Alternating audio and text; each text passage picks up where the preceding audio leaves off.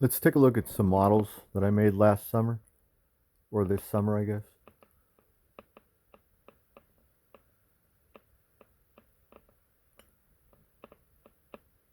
In the 1970s, the summer was probably a good time to make models.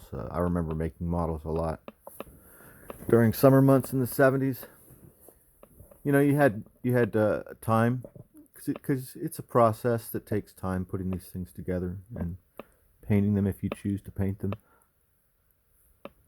I guess let's start with the monster in the room here. Let's start with this gigantic Frankenstein model by Mobius, I think is what it is.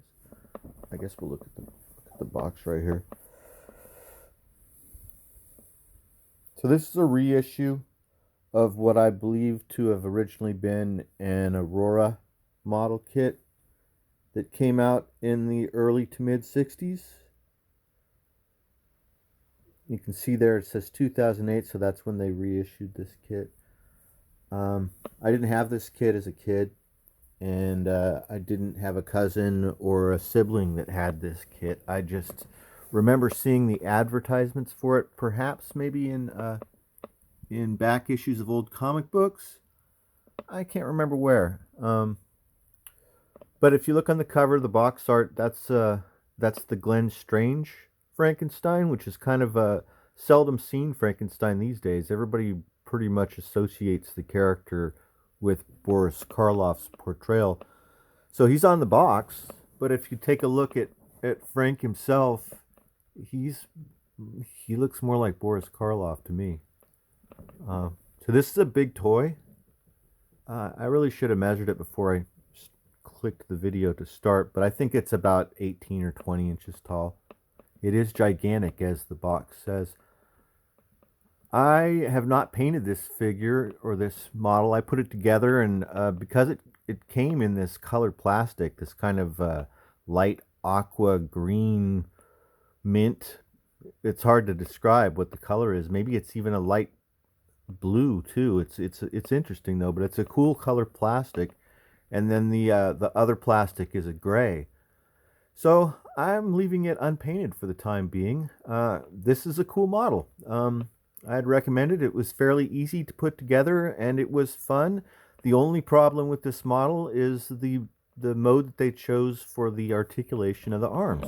It's just really not effective.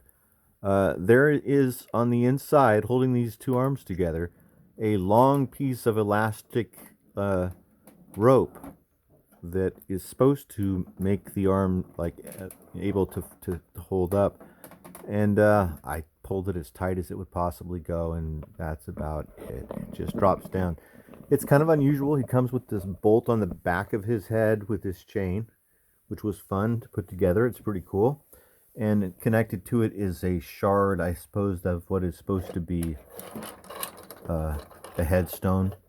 One would presume that it might have said Frankenstein. It's a cool model. Let's move over here for one other horror model. And I also haven't painted this model as well. This is the Monarch model. I think, yeah, Monarch models. The Ghost of Castle Mare, all plastic assembly kit. Once again, I think that this is a reissue of originally an Aurora, maybe a Revel, but I think it was an Aurora model kit that came out in the 60s or 70s. I also have chosen right now not to paint this model because it's really cool looking, and it also came in this molded in this gray, and then in addition, all the other parts that aren't gray are a really strong glow in the dark plastic that glows very well. So that's a pretty cool model.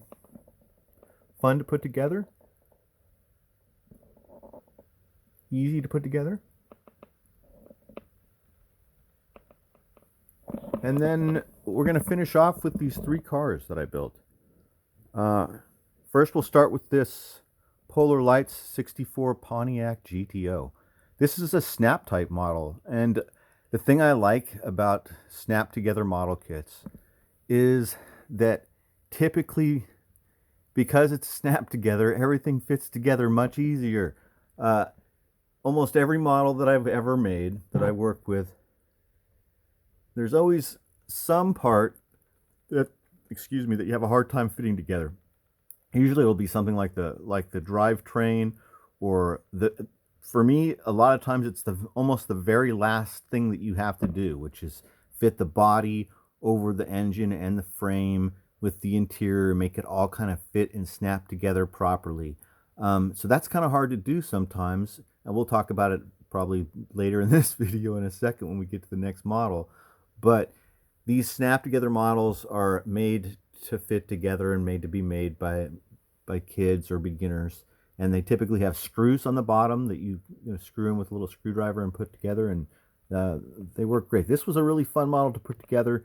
It's really cool. I also did not paint this model because I like how the white looks. It's also, the box art is also white. So let's move over to another model. This is a model that I made that I actually painted. This is a 59 Chevy Impala Hardtop that I finished maybe just a couple weeks ago.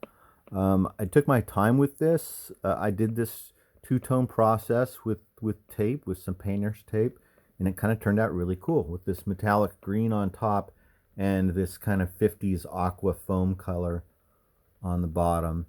This is all just done with a spray can.